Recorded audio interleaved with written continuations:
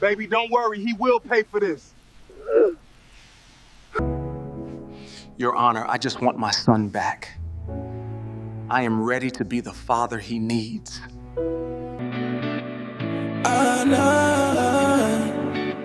I wanna be with you. The echo of the shattered smartphone against the Whitney Museum's marble floor sounded like a gunshot. Marcus Thorne stared down at the spiderweb of cracked glass, his breath hitching in his chest. The adrenaline of their corporate victory against Cynthia, the intoxicating warmth of Elias's kiss. It all evaporated instantly, replaced by a cold, suffocating terror. Marcus? Elias's voice was urgent, his hands gripping Marcus's velvet-clad arms. Marcus, look at me. What did that voicemail say? Marcus slowly raised his eyes.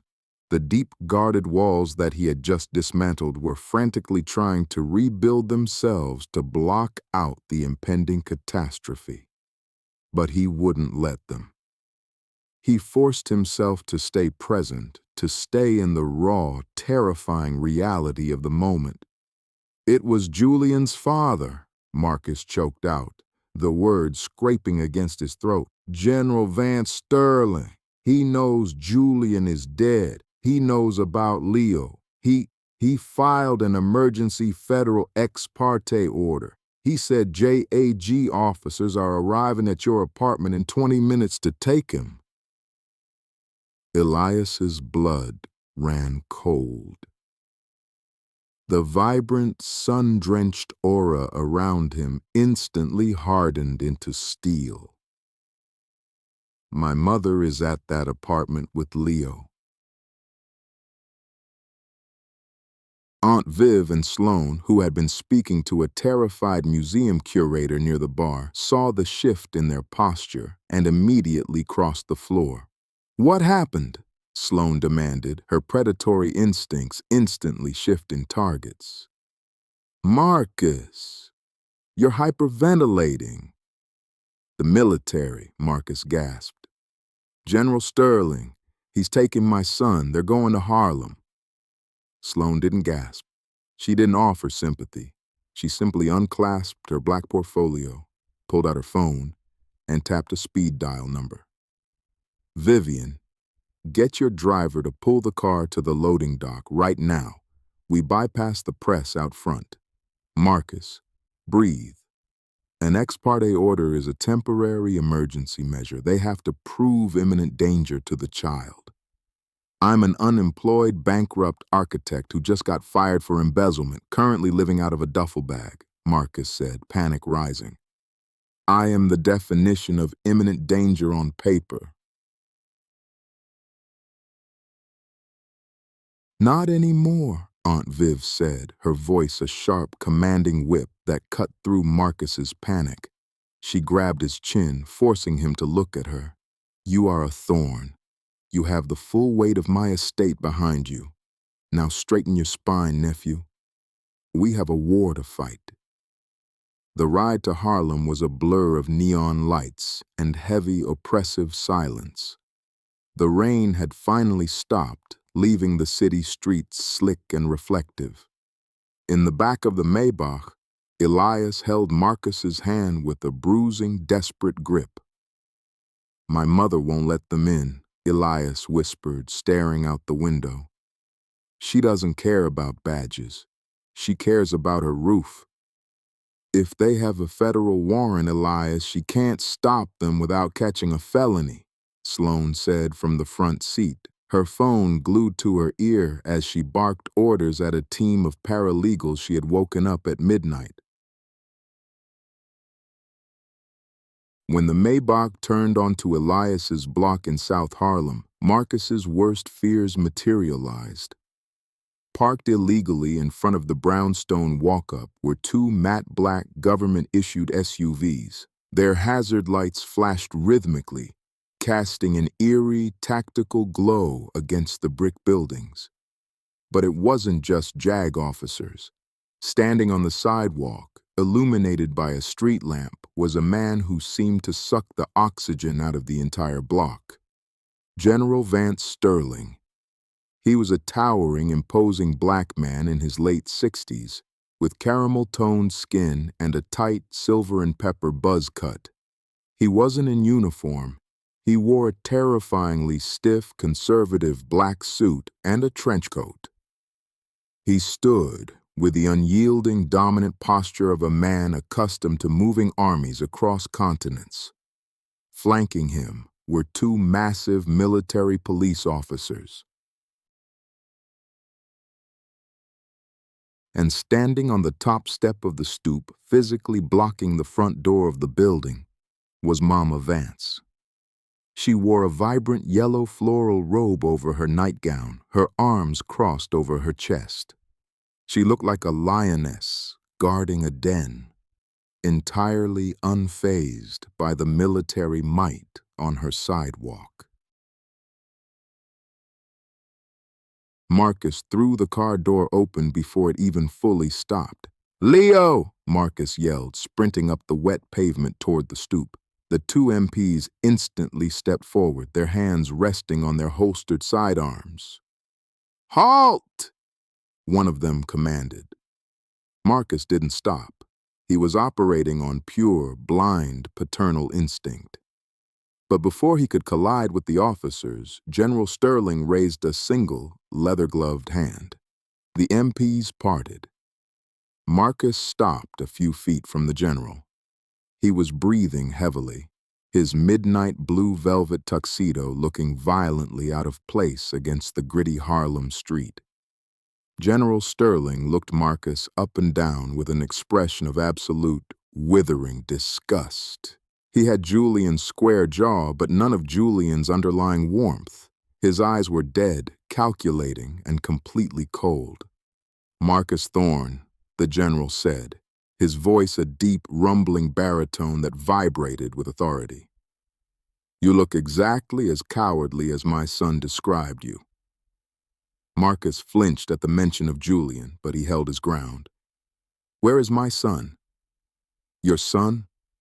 The general scoffed, a dry, humorless sound. "You donated genetic material, Mr. Thorne. You abdicated your right to the title of father 7 years ago when you left my boy to raise that child alone. Julian was a decorated officer. You are a disgraced corporate thief." Sloane Kensington stepped out of the shadows, the click of her stilettos echoing off the pavement. She walked directly up to the general, her razor-sharp burgundy trench coat billowing slightly in the cold wind. "General Sterling," Sloane said, her tone devoid of any military deference. "I am Sloane Kensington, legal counsel for Mr. Thorne. I suggest you call off your dogs and step off this property before I file an injunction for federal harassment." The general barely looked at her. He reached inside his trench coat and pulled out a manila envelope, slapping it against Sloane's chest. "Federal Family Court of the Southern District," the general recited flawlessly. "Emergency ex parte order granting temporary physical custody of Leonidas Sterling to his biological grandfather, citing the current guardian's lack of permanent residence, recent termination for cause, and lack of established biological paternity rights. Signed by Judge Iris Thorne at 11:30 p.m. Sloane ripped the paper from the envelope, her eyes scanning the legal jargon. She swore softly under her breath. "Sloane?" Marcus asked, his voice trembling. "What does it mean?" "It means," the general interrupted, stepping closer to Marcus, his sheer physical size casting a shadow over the architect, "that I have a legal mandate to extract my grandson from this unsafe environment, and if this woman on the stairs does not step aside, my officers will arrest her for obstructing a federal mandate, and we will take the door off its hinges." Elias pushed past Marcus, stepping up to the stoop to stand next to his mother. He glared down at the general. He is asleep. He just lost his father 2 weeks ago. If you drag him out of here with armed guards, you are going to traumatize him. The general's eyes locked onto Elias. He took in the burgundy brocade suit, the locks, the fierce protective stance. The general sneered. And you are the colorful distraction that cost Thorne his career. Julian told me about you, the gardener. How pathetic that my grandson is currently sleeping in a slum because his father couldn't keep his hands off the help. Marcus felt a white-hot flash of rage. He stepped forward, putting himself between Elias and the general. Do not speak to him like that. Elias has done more for Leo in 3 days than you have done in his entire life. Enough, Sloane commanded, stepping between them all. She looked at Marcus, her predatory eyes softened by a grim, undeniable reality. She lowered her voice.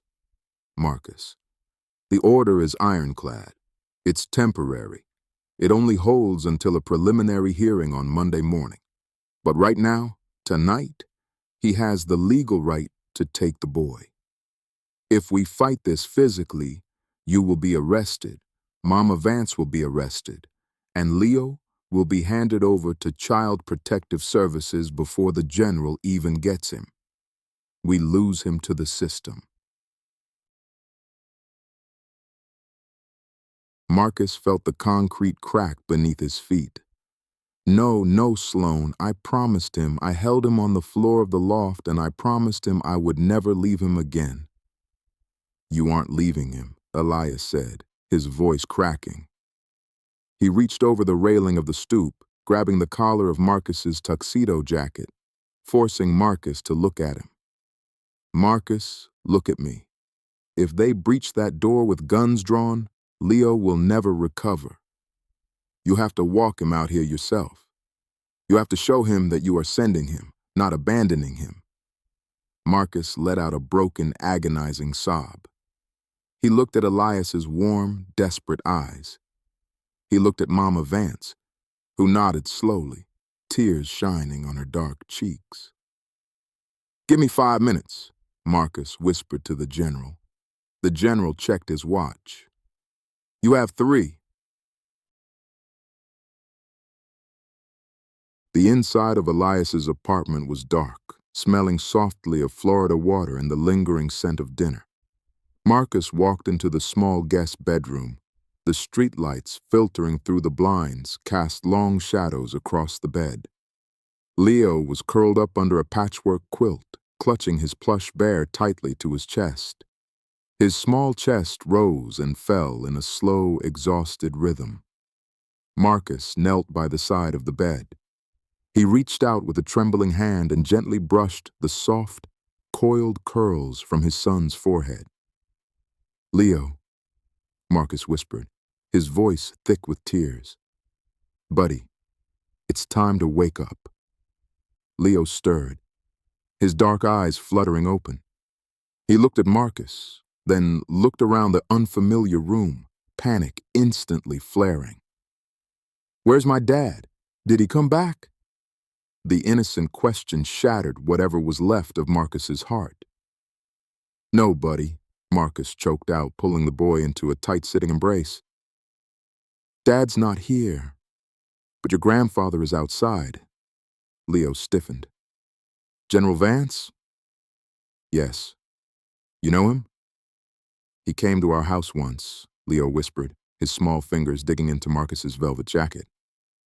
He yelled at my dad.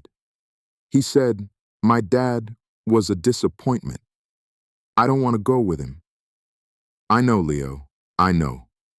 But he has some papers that say you have to stay with him for the weekend. Marcus pulled back slightly, forcing himself to look strong, forcing himself to be the structural support his son desperately needed. He reached into his tuxedo pocket. He pulled out the heavy, brass vintage compass he had originally given to Elias in the rain. Elias had pressed it into Marcus's hand in the hallway just moments ago. "Look at me, Leo," Marcus said, pressing the cold brass into the boy's small hand and closing Leo's fingers over it. "This is a compass. Do you know what it does?" Leo shook his head, a tear slipping down his cheek. "It always points north. It always finds the way home," Marcus said, staring deeply into the eyes that mirrored his own. "You are going to go with your grandfather for 2 days, but I need you to keep this in your pocket, because on Monday I am coming to get you. I am going to stand up in front of a judge, and I am going to bring you home. Do you understand? I am not running away. I will never run away from you again." Leo looked at the compass, then up at Marcus. The quiet, watchful boy studied the architect's face. For the first time, he didn't see a stranger. He saw his father. "Okay," Leo whispered, wiping his nose with the back of his hand. Marcus carried Leo out of the apartment, down the stoop, and into the cold night air. The general stood by the open door of the black SUV. Marcus didn't hand the boy over. He set Leo down gently on his feet, adjusting the collar of the boy's coat. He kissed the top of Leo's head.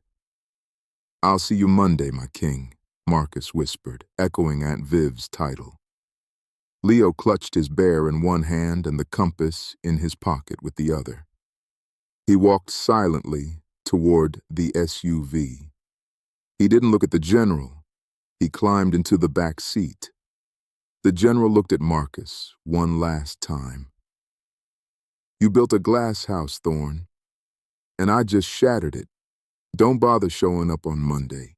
You have nothing left to offer him." The general climbed into the SUV, and the door slammed shut with a heavy final thud. Marcus stood in the middle of the street, the cold wind whipping around him, watching the red taillights of the SUVs disappear down the Harlem block. He felt entirely, profoundly empty. The foundation had been ripped out from beneath him. He felt a warm, strong arm wrap around his waist. Elias pressed his chest against Marcus's back, burying his face in Marcus's shoulder. "We're going to get him back," Elias vowed, his voice a fierce, organic tremor against the cold night. "We are going to build a fortress, Marcus, and we are going to bring him home." The next 48 hours were a masterclass in tactical warfare, fought entirely from the living room of Elias's Harlem apartment. Aunt Viv had moved in, converting Elias's modest dining table into a billionaire's command center. She sat in her silk robes, drinking Mama Vance's chicory coffee, aggressively mobilizing her wealth. Sloan paced the floorboards, building a legal defense that read like a declaration of war. But Marcus was quiet. He had taken off the velvet tuxedo. He was wearing Elias's sweatpants and a faded t-shirt. For the first day, he sat by the window, staring out at the city, paralyzed by the phantom weight of Leo's small hand in his. It was Elias who brought him back. On Saturday night, Elias sat down on the floor next to Marcus's chair. He didn't offer empty platitudes. He placed a massive blank roll of architectural drafting paper on the floor, along with a set of charcoal pencils. "The general said you have nothing to offer him," Elias said softly. "The judge is going to look at your bank accounts. They're going to look at your lack of a home. We can use Aunt Viv's money to buy a penthouse tomorrow, but that's just another glass box. It's not yours." Marcus looked down at the blank paper. "I don't have a firm, Elias. I don't have a portfolio anymore. Cynthia owns my designs." You have your mind, Elias said, tapping Marcus's temple gently. And you have the lot. Marcus frowned. The garden. We saved it from the bulldozers. Elias smiled, a spark of the old, vibrant joy returning to his eyes. The city gave the deed back to the community initiative. We own the land, Marcus, but it's just dirt right now. It needs a foundation. It needs a structure. Marcus looked at Elias, the realization slowly dawning. You want me to design the community center. I want you to design a home, Elias corrected. A place where the community can grow food, where kids can have after-school programs, and where the lead architect and the head organizer can live on the top floor. A hybrid space, something loud and messy and rooted. Marcus felt a spark ignite deep in his chest. It wasn't the cold, calculating thrill of corporate ambition. It was the warm, terrifying fire of purpose.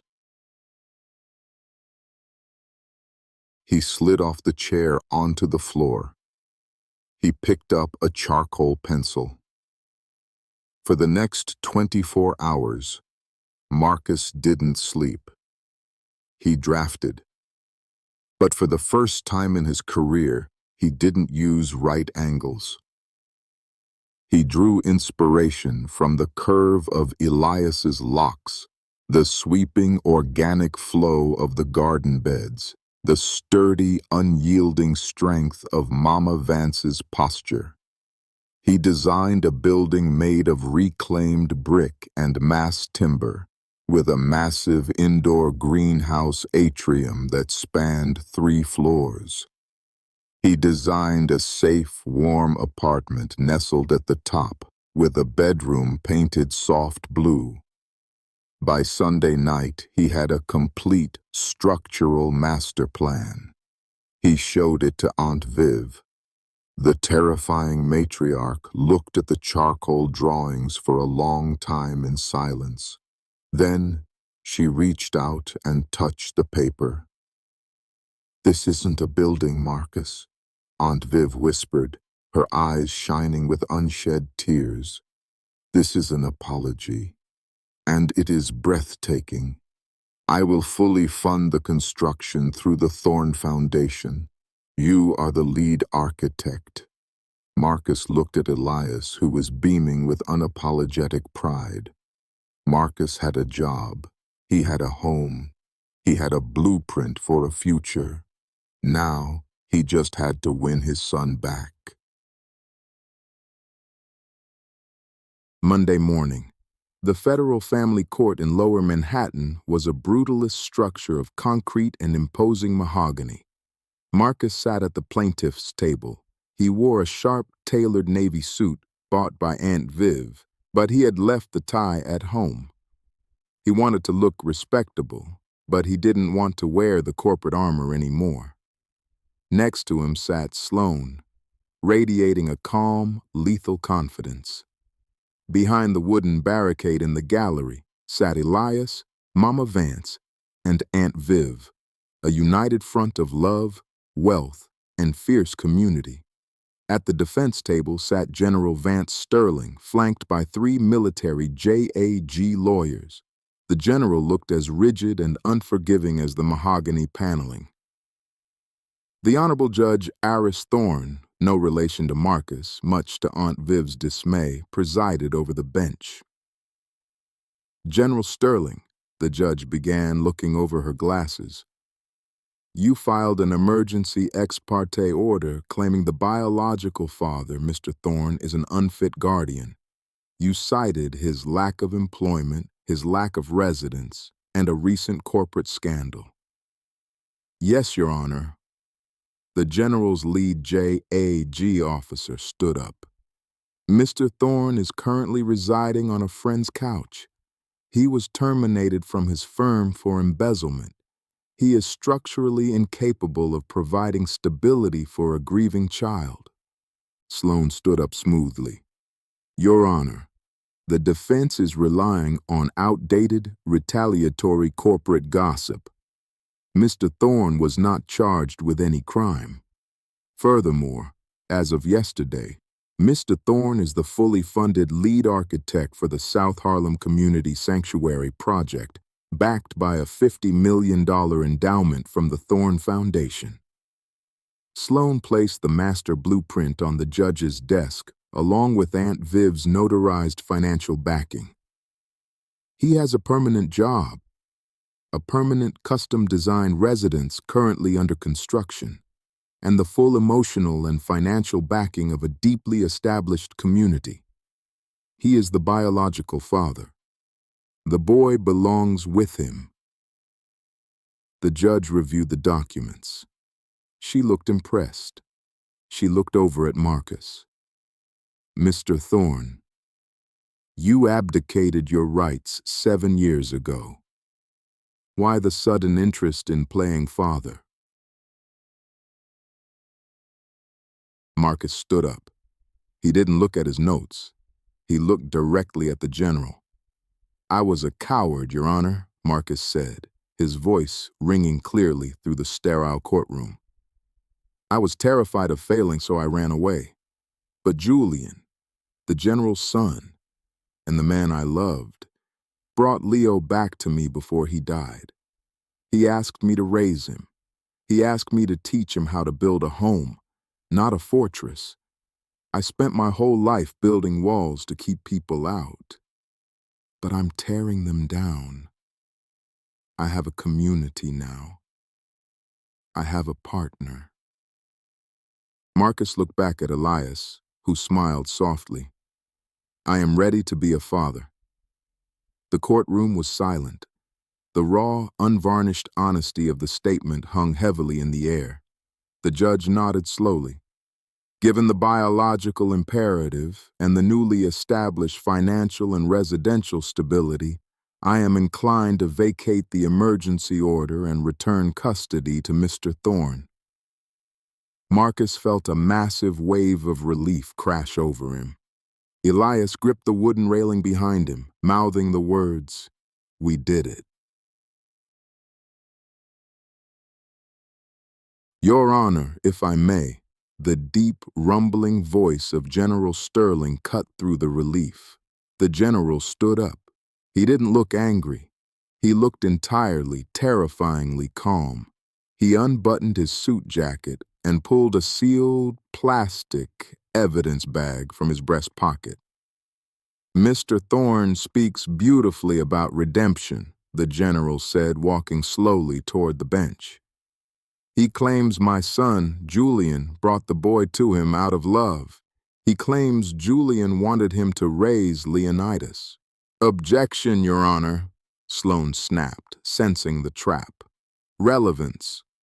Overruled. Proceed, General. The general placed the plastic bag on the judge's desk. Inside was a folded, heavily worn piece of paper. When Julian collapsed in Mr. Thorne's hallway, his personal effects were handed over to Mr. Thorne, the general said, his cold eyes locking onto Marcus. But what Mr. Thorne didn't know is that 3 days before Julian died, knowing his cancer was terminal, he mailed a letter to my command post in Washington, D.C. Marcus's blood turned to ice. He looked at the piece of paper. Inside this bag, the general continued, his voice echoing like a death knell in the quiet room, is Julian's final, notarized, last will and testament, signed and witnessed by 2 JAG officers at Fort Hamilton. The general turned to Marcus, a cruel, triumphant smirk playing on his lips. I submit Plaintiff's Exhibit A, the general announced. In it, Julian explicitly names me, General Vance Sterling, as the sole legal guardian of Leonidas. And in Section 4, Julian explicitly states, in his own handwriting, that under no circumstances is Marcus Thorne to be granted custody, citing severe emotional instability and a history of abandonment. The silence in the courtroom was absolute. Marcus stopped breathing. The world tilted on its axis. He remembered Julian's weak, trembling hand on his head in the ICU. He remembered Julian's final breath, asking him to grow something together with Elias. Had it all been a lie? Had Julian hated him until the very end? Or was the document sitting on the judge's desk a masterfully forged piece of military deception? The judge broke the seal on the bag. She unfolded the paper. Her eyes scanned the document, her expression turning grave.